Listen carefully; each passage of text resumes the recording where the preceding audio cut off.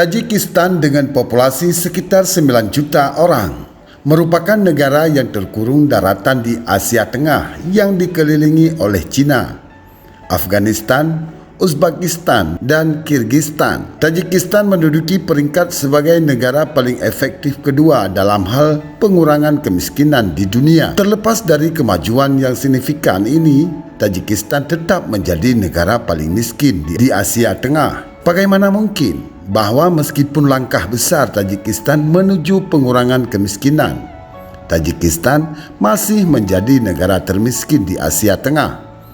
Mau tahu kenapa?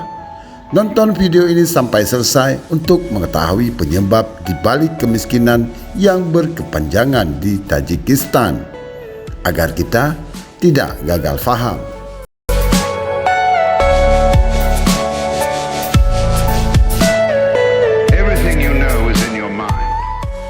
Halo Santai Mania dimanapun berada, ragam suku dan bangsa di berbagai belahan dunia. Jumpa lagi bersama saya King Host Sisi Gelap Dunia. How are you? Apa kabar? Tentunya kabar baik, bahagia, sehat, dan penuh semangat.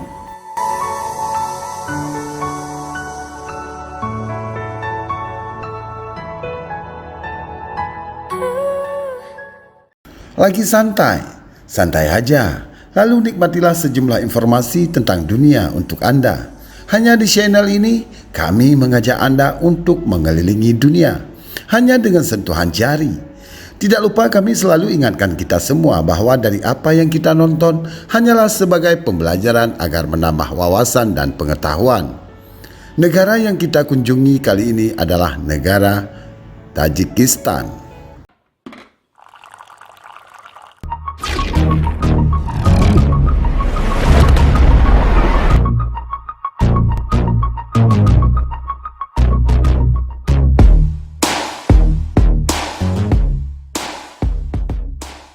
Pada tahun 1991, Tajikistan mendeklarasikan kemerdekaan dari Uni Soviet dan pemimpin komunis Rahmon Nabiyev terpilih memicu protes massa dan memaksa Nabiyev mengundurkan diri pada September 1992. Emomali Rahmonov, juga seorang komunis, mengambil alih pada November tahun 1992 dan menggunakan beberapa taktik untuk menghancurkan oposisinya.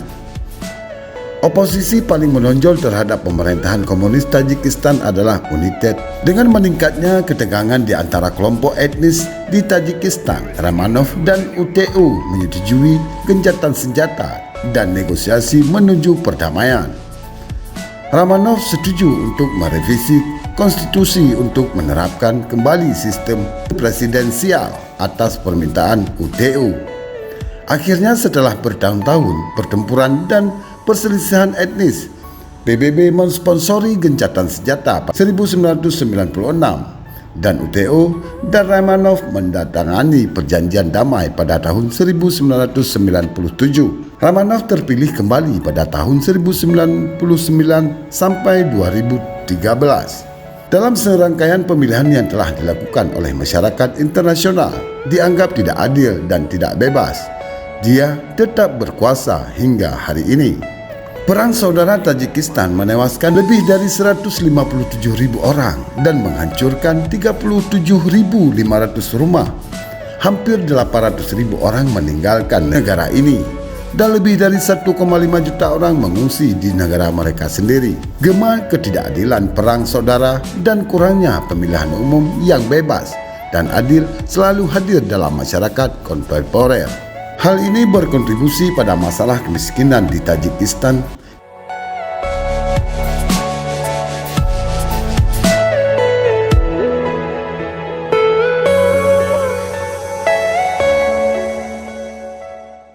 Kemiskinan di Tajikistan berada pada titik terendah sepanjang masa. Negara ini menurunkan tingkat kemiskinannya dari 83% menjadi 27,4% dari populasi antara tahun 2000 dan tahun 2018 yang lalu. Ekonomi tumbuh rata-rata 7% setiap tahun dan kemiskinan ekstrem berkurang 6% antara tahun 2013 dan tahun 2018. Semua statistik ini diperoleh negara reputasi pengurangan kemiskinan yang mengesankan. Terlepas dari kemajuan ini, Tajikistan telah mengembangkan masalah pengurangan yang serius ketika populasi negara itu meningkat selama dekade terakhir. Penciptaan lapangan kerja gagal mengimbanginya. Selain itu, keterlibatan sektor swasta dalam perekonomian Tajikistan sangat rendah, hingga menciptakan sistem ekonomi yang rapuh. Sektor swasta hanya menyumbang 13% dari pekerjaan formal dan 15% dari total investasi. Sebagian besar penduduk telah menemukan pekerjaan di luar negeri karena pengangguran di dalam perbatasan Tajikistan, tetapi ini hanya memperburuk ketidakstabilan ekonomi. Tren ini membuat ekonomi Tajikistan rentan terhadap guncangan eksternal yang berbahaya bagi negara yang juga sangat terpengaruh oleh perubahan iklim.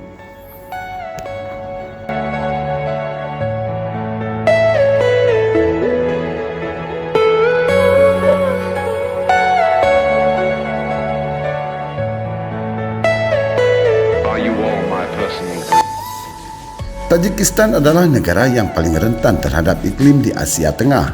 Sekitar 75% populasi Tajikistan tinggal di daerah pedesaan dan mayoritas dari mereka bekerja di sektor pertanian. Karena sektor pertanian sangat penting bagi keberhasilan ekonomi negara.